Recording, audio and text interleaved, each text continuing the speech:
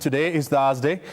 And of course, on Business Insight, we focus on the Big Four agenda. And tonight, we want to look at the agricultural sector and what the plan has for this critical industry. Let's now go to the Super Wall and have a look at what some of the plans here. Look at this. Under the food and nutrition security, the plan here is to ensure that there is food availability such as maize, rice and potatoes. And the plan here is to upscale the production of maize to around 40 million bags last year to 46 million bags in 2018.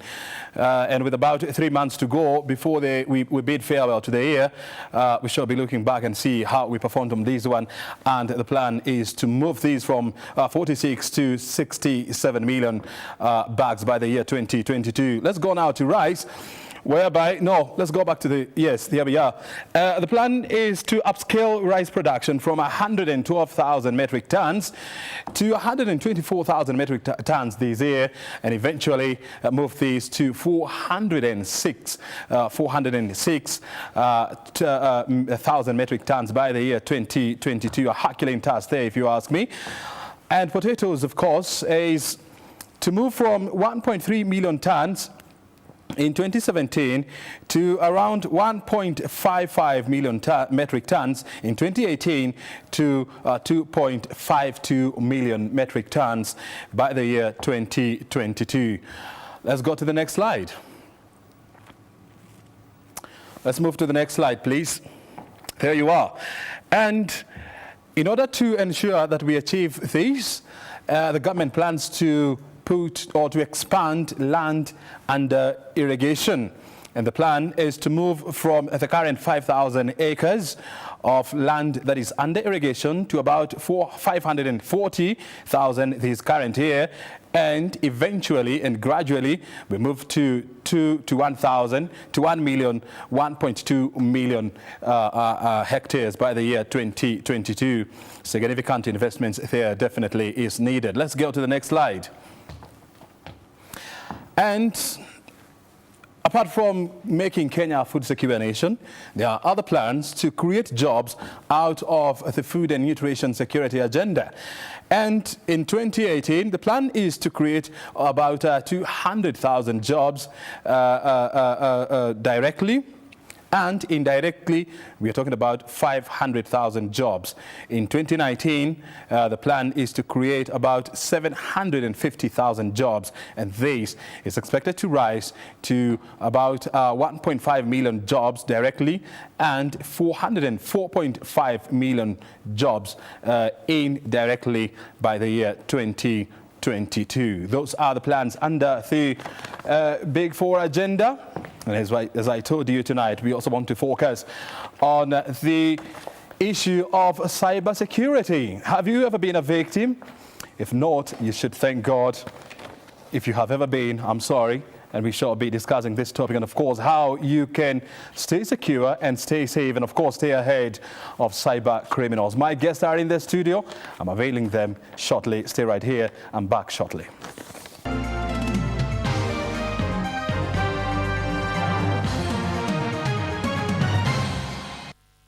Well, tonight we want to discuss the issues around cyber security, which is becoming commonplace, not only here in Kenya, but around the world. You are familiar with the issue of Russia hacking claims by the United States that they interfered with the elections in 2016. Of course, that's not where we want to go, but of course we want to look at how safe is the internet here in Kenya, and what is the government doing in the private sector to ensure that we are all secure and safe. Dr. Bright Maudor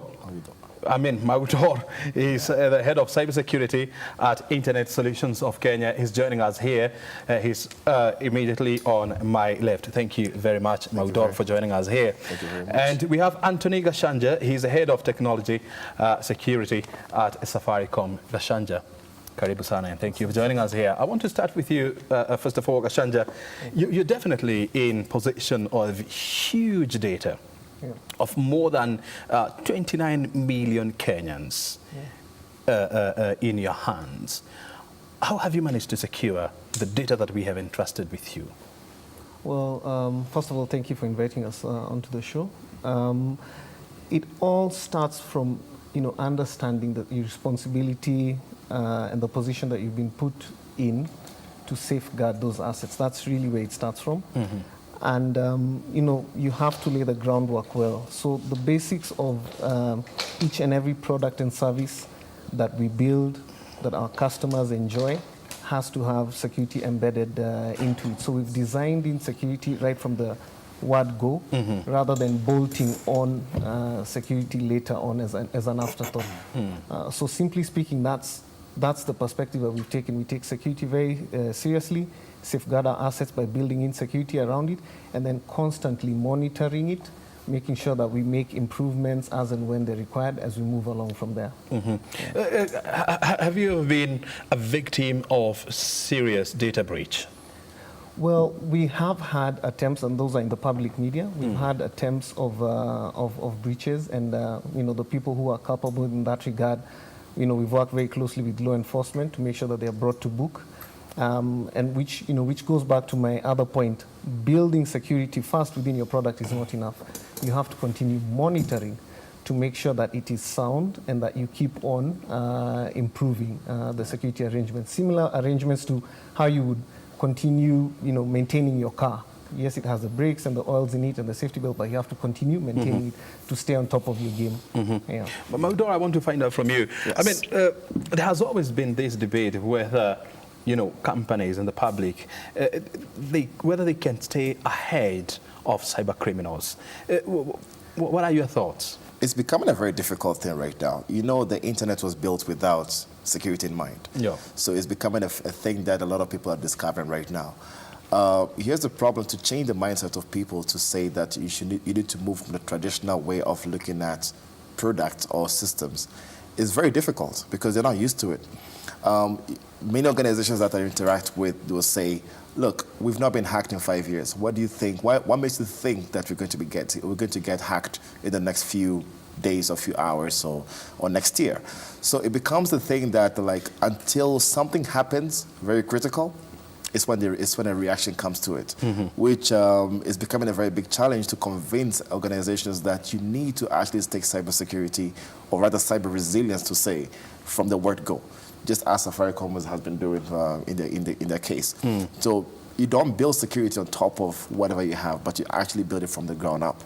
But in case you already have something that is already laid down, mm-hmm. you can actually modify that with security being with secure ways to actually tighten it. Mm-hmm. So it's becoming a challenge, but I'm happy right now the awareness is coming out. People are getting to realize that, they're not really safe.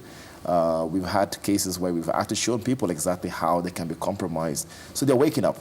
The awareness is what is the biggest problem we have right now currently mm-hmm. in Kenya. Mm-hmm. So I mean, you're from Ghana, and yes. You have traveled in a number of countries. When you look at Kenya's preparedness when it comes to handling incidences, are you convinced that we are better placed?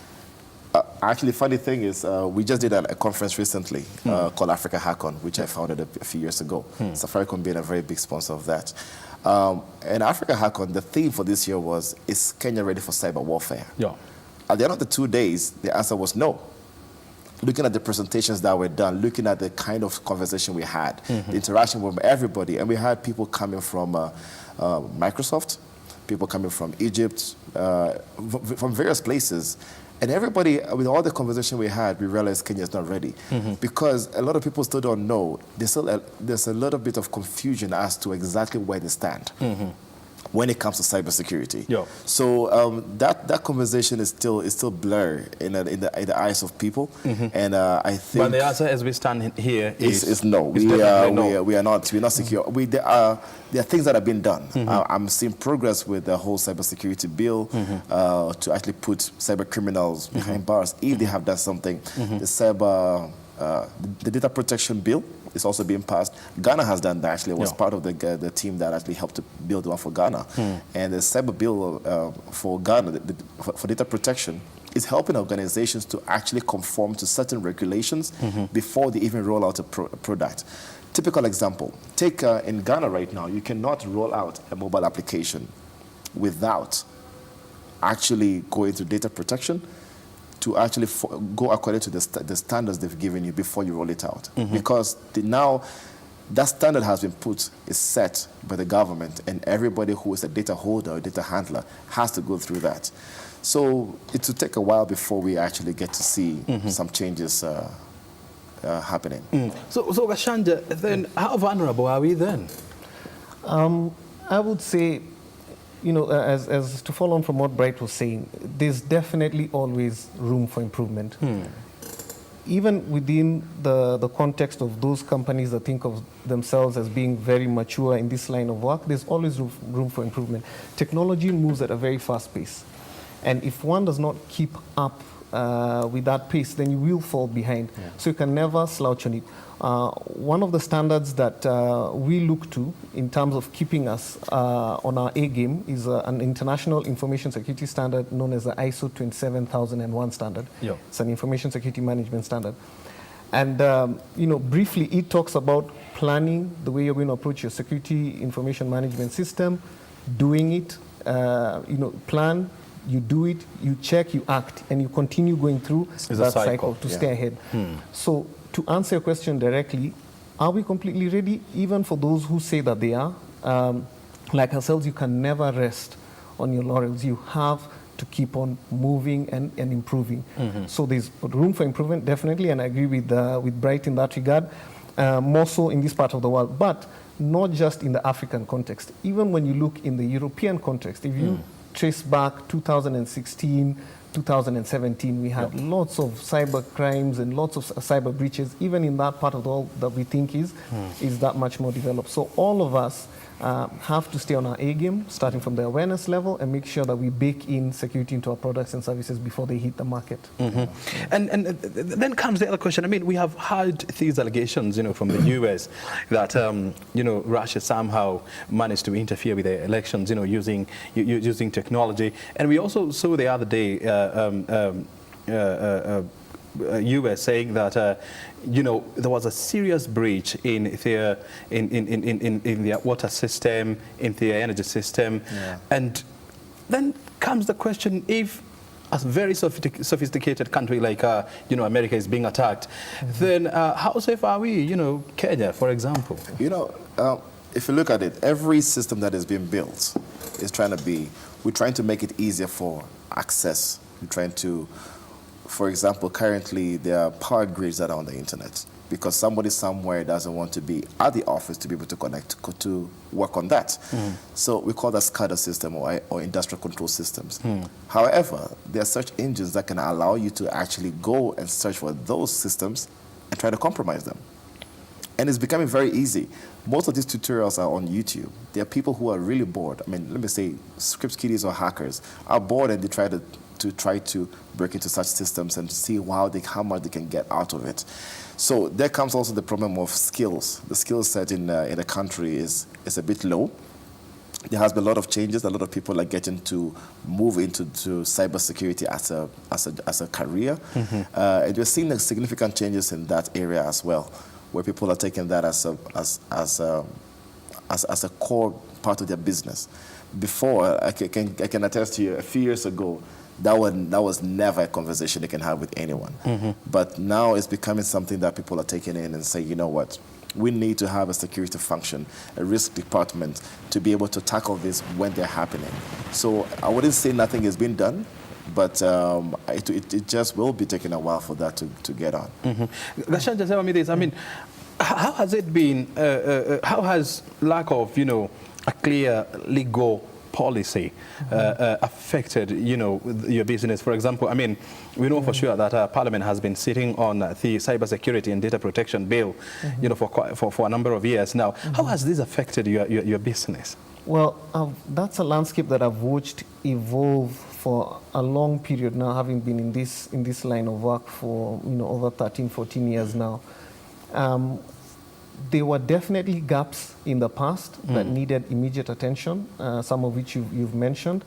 But I think now, for me as an optimist, is an exciting time because I see that there's a lot changing in that regard. The President signed into effect the cybercrime bill, which is good and, shapes us very well in the legal and regulatory landscape as well.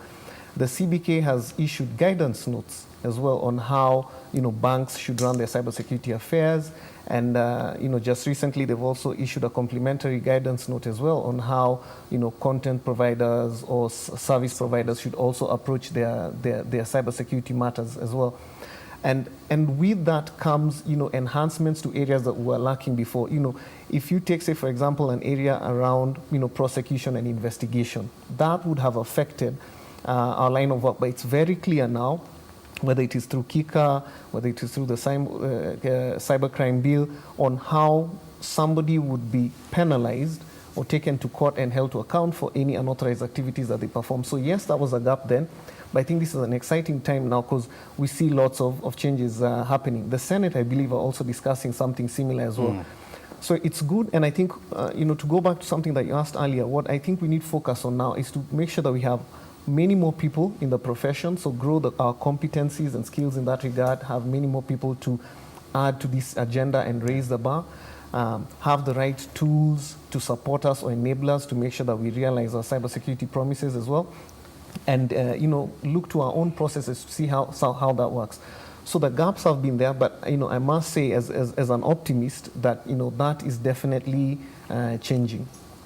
Tell me this. I mean, I was going through a report by Serianu that was saying that, in 2017, commercial banks, they lost in the excess of 20 billion shillings through cyber criminals. Yeah.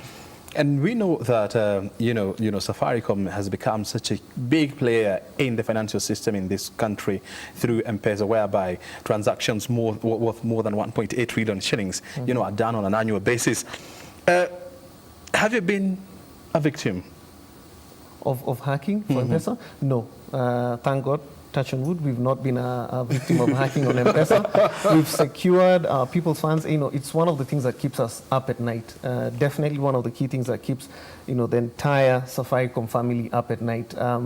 People have entrusted us with their money, have entrusted us with the transactions and the kind of businesses that they run.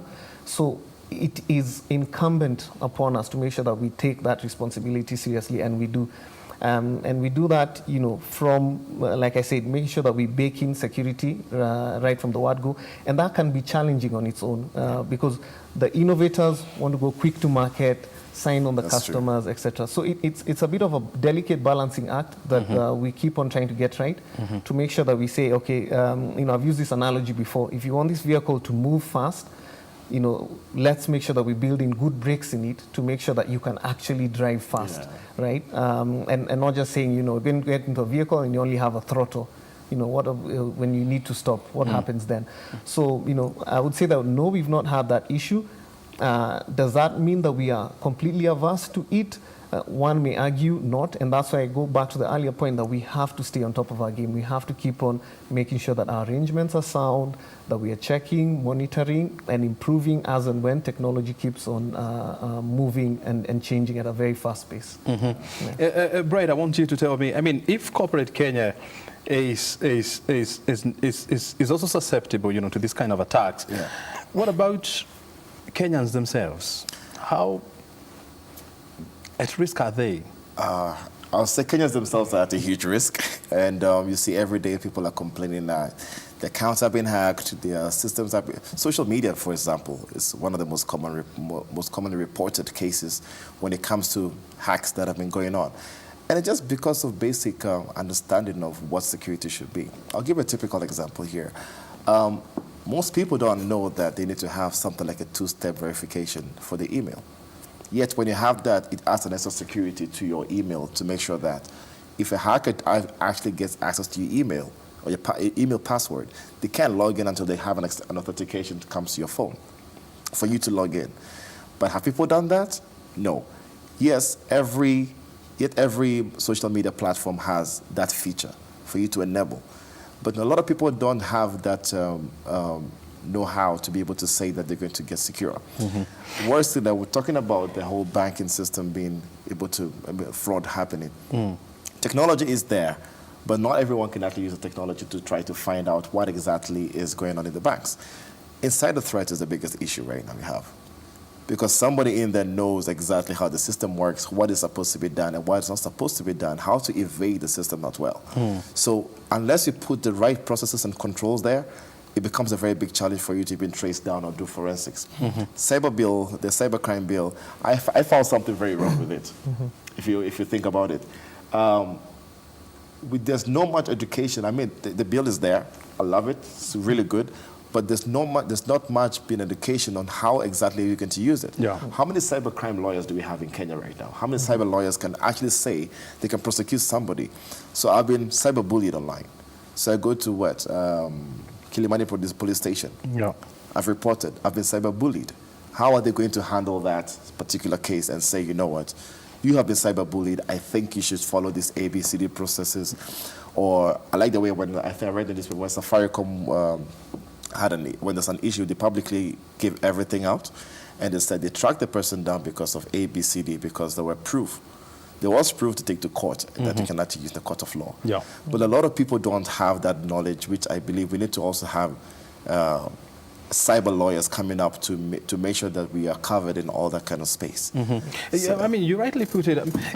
This is indeed, a new challenge, that we are coming to terms with, and definitely, I mean, it's going to take a bit of time, before we can put up capacity to challenge such issues. But I want to find out from you. I mean, you're talking about social media. We know for sure that Kenya is one of the biggest users of social media services on the African continent. Yeah. And sites like WhatsApp, they have become very, very important when it comes to communication and of course, passing out information and all that. But the other day we saw, a clip of a system that has been developed whereby, it can retrieve information from sites like WhatsApp, and we know for sure that Facebook has been telling us that WhatsApp is encrypted. All the conversations there, you cannot get them. But we saw, I mean, on one of the international channels, using that system, they could be able, or they managed to retrieve data and conversations, even though they had been deleted. How did this happen? So the way they call people hackers, a hack is basically trying to figure out a way to try to overcome something. So you've built this phone. It looks very nice. It's very secure. But somebody will find a way to break it, either physically break it and take out the chip and connect to something and get data out, or they try to infiltrate some sort of. There's always a means to actually bypass the systems. So for every system that you create, is created by a human being. That means there's somebody else somewhere who can actually find a way to circumvent those things. Typical example: wireless network is very secure as people think about it. But here's the case with this phone that I have. If I do connect to that wireless network, there's a possibility that I might be able to see traffic that is going here, left, right, and center. Yeah. It's because it's just basic technology. Somebody has developed something that can see that traffic, which you're not supposed to see. WhatsApp is encrypted, but there's always somebody out there who has created something to be able to crack that encryption. And you can never know where it's coming from. We call such things, so bugs that have not been publicly released or no fix have been found for them, we call them zero-day. So zero-day exploits or zero-day codes are out there, and the thing is they'll always keep on coming. That's why, as Tony said, we have to keep on changing, keep on working on and reinventing. The Safaricom bug bounty program here can talk about it, which enables hackers out there to submit bugs they find on Safaricom platforms. Makes it easier for them. So they don't have to hire 10,000 hackers. They make it public. If you responsibly send out the details saying, look, we found a bug on Safaricom. I personally have been paid by Safaricom before when I found a bug. Really? Yes, I talked to him and it's like, oh, you found it? Here's the process of reporting. And I reported, documented, and I gave it out. They closed the bug and everybody's safe. No noise in the public to say you've hacked Safaricom. Very well. Tell me this. I mean, there used to be an old adage that if you want to catch thieves, I mean, you must employ thieves. Yes. Have you employed the services of hackers, in your company to try and ensure that you're hack-proof? Yeah, that analogy is practical. You have to be able to understand the psychology of a thief, as you say in the law enforcement, to catch a thief. So, yes, I have been a hacker. I am a hacker. Yourself? Right? Yes, I am a hacker, but so I'm you're sitting next to a hacker? Yes, I am an ethical hacker, as bright things as well. What defines an ethical and unethical hacker? So it's mainly the motivation that drives you. Okay, so you have a skill, just like a doctor would have a skill, a medical skill, and use it for evil purposes, you know, maybe controversial discussions around abortion, etc., right, or euthanasia, or use it for good to help people get well. So the same thing applies to hacking as well. So an ethical hacker would use the same skills and competencies for good to help brands like KBC secure their systems, you know, make sure that they are sound, they are reliable, they are confidential, they are always up and available as and when they need it. That's an ethical hacker, a white hat, as we call it in the profession. But an ethical one is one who's driven by ulterior motives, maybe financial gain, maybe fame and profit, maybe state-sponsored espionage, etc.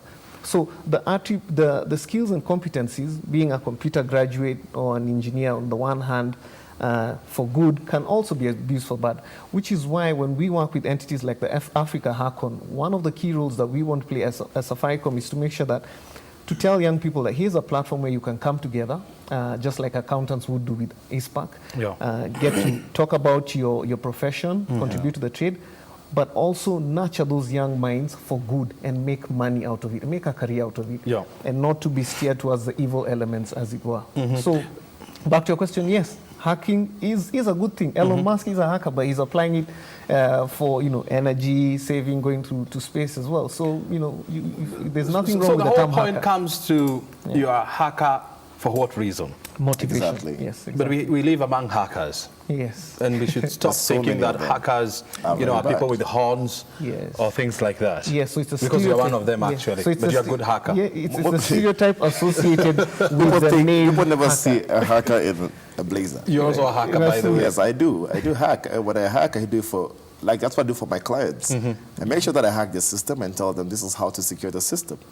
That we don't want somebody else to come hack and steal your money or steal your data, because data is very expensive. Data is very expensive. And the more data I have about you, the more I can, you know, lock it down with the whole ransomware that is coming about right now, you know, locking you out of your business. Can you imagine if a ransomware attacks a company? And I mean, we've seen MERS being shut down for hours. So your return on investment becomes lower. Gachanja, tell me this. I mean, I can't remember, was it in 2015 or 2014? You repatriated your servers, you know, from Germany to Kenya. And there was a lot of concern that, I mean, in Kenya, we do not have good policies in place to ensure that the servers are, you know, are safe. Have you proved the critics wrong? I believe we have. I strongly believe that we have. It is arguably probably one of the best projects we've executed as a local Safaricom team. I think there's a very good local Kenyan story in there. I remember that there were narratives being spun around there whether or not this is the right thing to do, but I think we've proved them wrong. Time has passed since then. We've not had issues. We've had a much more stable platform than we did before.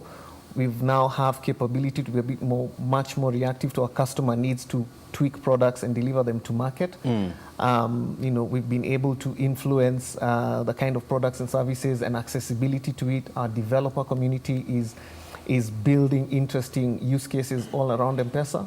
So, you know, I would say, you know, without a shadow of a doubt that we definitely have proved the critics wrong. And as a Kenyan, not even so much as a Safaricom employee, I think this is probably one of my best and brightest moments in my career, to be able to do that, run the largest mobile money platform in the world from Kenya by local resources. I think we all should be very, very proud of that. And you can say that again. I want to find out from you, I mean, when you look at the government's preparedness, you know, when it comes to dealing with cybercrime vis-a-vis the private sector, who do you think is better positioned, you know, to deal with these issues? I will say the private sector. The private sector is investing in more when it comes to cybersecurity issues than the government. The government is because of the protocols that are involved and the legislative aspects of it. It's not a smooth. It's not a smooth road to actually go through. So, but again, they are doing something. But I would say right now the private sector is really more. It's much more in a better position when it comes to to security. But the fact of the matter is that, you know, the public sector, if, for example, an attack was to happen, the public sector, I mean, will be more affected. It will be more affected, yes. That's very true. If you are in government, what would you do differently? Involve the private sector, involve more players, and have an interconnectivity with other countries to actually borrow from them what they're doing, and be able to make sure that we're having some sort of synergy between the government sector and the private sector. Because right now, it's very difficult to even approach the government and say, hey, this is what I think you should do. I wrote my thesis about cybersecurity awareness developing for the country. And I've approached some government agencies saying, this is what I think is the status of Kenya when it comes to cybersecurity or cyber warfare or cybersecurity to say. But nobody took interest in my paper that I wrote. They don't open doors for you? No, they don't open doors for me. So at that point, I'm thinking, where does that go to? You know, yet I've done a lot of research, statistics to show basically how vulnerable Kenya is and how we should try to change the awareness, not for a company, but for the country. That was what my dissertation was about. So, which sector is more vulnerable? Right now, I mean, I would say everybody. Everybody? Yes, everybody. I can't pinpoint exactly which one. But because everybody is running something that is out there, all your servers, they can be seen in some one way or the other. And the security holes is a lot. I mean, these. I want to hear from you, Gachanja. So what are we supposed to do? Are we supposed to cower in fear and pray to God that nothing happens, or? Definitely not. Definitely not. I think by virtue of us sitting here and discussing this subject, I think we're shaping the future narrative. And you know, we need to take hope in that. I had one of my friends speak a while back, and he used the analogy of saying that he was so bad at public speaking, and he equated himself to a child who could not learn how to walk. But we never give up on that child who's trying to walk, no matter how many times they fall. Because one day they will walk and they will thrive. So I think we should definitely not cower in fear. We should continue doing what it is that we're doing. The government has done a fantastic job in terms of creating the infrastructure for interconnectivity, which is good. The next phase now would be, you know, let's look at the other capabilities that will help us get to the other side. So from a technology standpoint, we seem to be faring well. The regulatory and legal landscape as well that you mentioned earlier. So continue putting more effort in there as well to make sure that we have a legal framework and a regulatory framework that guides how we approach cybersecurity matters. Capability building from our people point of view as well. So who are the people that we will need to drive this agenda? Not just the ICT people, the engineers, but you know, the lawyers, as Bright mentioned, the police force, etc. So investing in our people just as much as we invest in technology as well.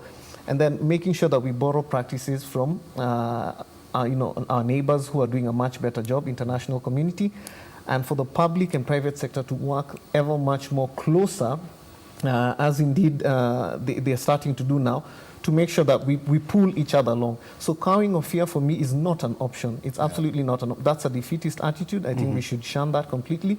And just like the analogy of the child, we will thrive one day. So I believe we have the right skill sets. We have bright minds like Bright. That's a play on words there. Bright minds out there, very young, talented people, and indeed other people who have their hearts and minds in the right places. So we need to capitalize on that. And I firmly believe that in the next 5-7 years, I think this will definitely change. The same way we've done in mobile money space, this will definitely change as well. And when we have this discussion again, you know, we'll probably be talking about a different narrative. Right. Yes. What do we then need to do as a country? Right, I'll say that Kenya is doing well. Trust me, if you want to compare that to other countries, African countries, to say Kenya is way ahead. But we are not competing. I mean, we are not playing at the African level. We are playing at the global level. Yeah, so I believe that we just need to make sure that we keep on doing what we're doing right now at a much faster pace. I'm happy that we're having, like you say, this conversation is happening. There's a lot of, this is the Cybersecurity Awareness Month, actually. So there's a lot of cybersecurity awareness talks that have been going around. There are so many platforms, there's so many groups that are out there that people are having this conversation. And I'm happy to see, compared to, let me tell you something, 5 years ago when I did Africa Hackon 1, it was not the same compared to what we have right now. The number of people involved has significantly grown, we started with about 100 people. Right now, we had over 300 people showing up for this conference that we can't even accommodate in the room. Was the government represented? Yes. The Communications Authority was part of it this year, and we're glad that they actually came up to support that. So Safaricom was also involved, Internet Solutions was there.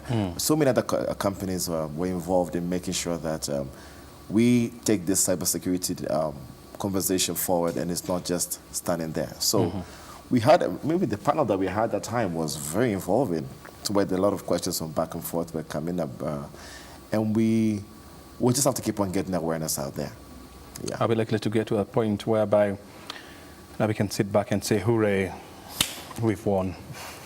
Do you know, for the fact that I know cybersecurity is a continuous thing, I would say we can say hooray, but not that much. But we can actually get to a point that we say, you know what, we've done a lot, we've done much. Like I'm saying, that the status where it is right now is way better than what it used to be back in the day. Back in the day. The job offers that are out there, you see so many people posting jobs, it's the cybersecurity jobs. We've seen about almost 15 people who have changed their. There's one actually who was part of the Africa Hackon team. He was an architect. Now he's a full-time cybersecurity engineer. Wow. He's never practiced architecture after school. He's never. Interesting. So people are changing. Software developers are getting smarter with this, and I will say that things will change in the next few years. The next few years. Yes. It's a good thing to remain positive. I want to hear from you, Gachanja, finally. As we wind up, what do you think the government should learn from you as Safaricom? I think I would probably use, since you brought it up, the M-Pesa example. I think it was a very interesting and unique case study of lots of things that we believe we did right. Right from designing functionality of a product right, baking in security principles within it, testing it, doing lots of dry runs within it, rehearsals to make sure that we got it right before we cut over. And I'm not saying that we are infallible to mistakes. But the point I'm trying to make is, first keeping that subject of cybersecurity topical from an awareness point of view. So take advantage of the October month, as Bright has mentioned.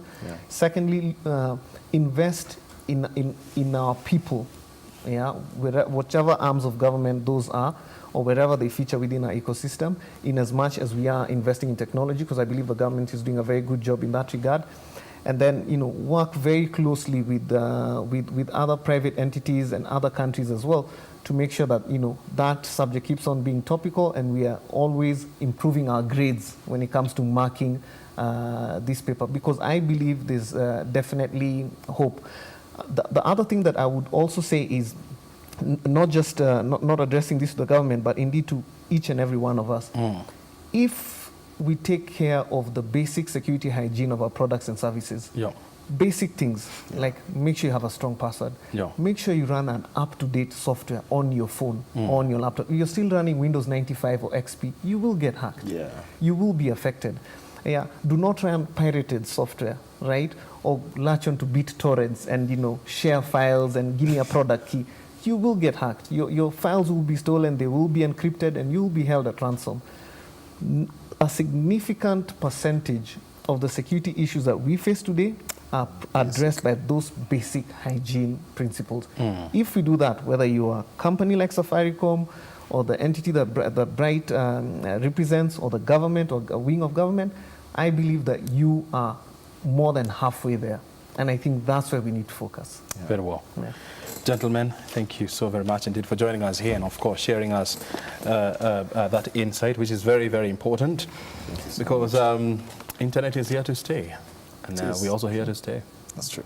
Otherwise, we look forward to have you again in the future, so that we can advance this discussion. Sure. Thank you for having us. Thank you so much. Very well. Thank you.